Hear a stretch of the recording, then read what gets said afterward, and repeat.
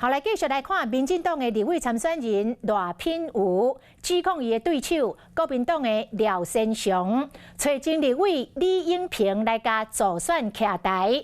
结果李永平屁想这个赖品妤，拢是请助理帮伊走行程，拢甲钱摕去开查甫，搁定定来走夜店。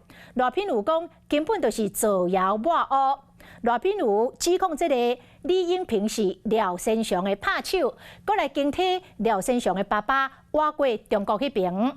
廖先祥回敬讲，伊对赖品妤的私生活一点仔兴趣都无，讲民进党选举无步，就敢若会遐甲对手来抹红。这种没头没脑、完全没有证据、也不符合事实的指控，其实就是典型的这个国民党选举的奥步。赖品妤开记者会批评对手陈颖甲抹黑，讲李永平替那个参选人赖先祥徛台时，安尼讲。赖品妤都可以叫一个水水的查囡仔穿一个赖品妤的夹克，去假扮赖品妤的骗人，伊拢敢做，因为伊家的时间拢创伊交男朋友啦。 把他立法院呢，趁他嘴钱呢，拢去交男朋友，交男朋友以后咧创啥？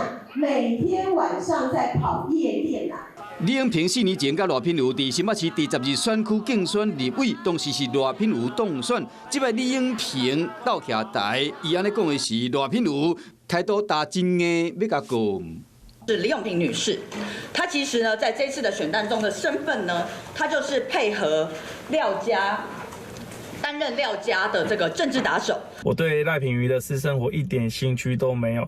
当来同志看甲袂做咧嘛，出面收听赖品妤一直甲赖先祥的老爸讲话中共。廖先祥的父亲廖正良更是这个红统之中的佼佼者，在现场向国台办声称：“哦，回到祖国很开心，很感谢，实在是恶心至极。”民进党每次到了选举没有步数的时候，就开始抹红对手。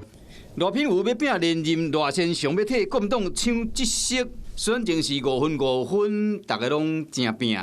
Hello， 我是蒋欣梅，想要抢先掌握最及时的新闻资讯吗？赶快订阅、按赞、开启小铃铛，锁定华视新闻 YouTube 频道。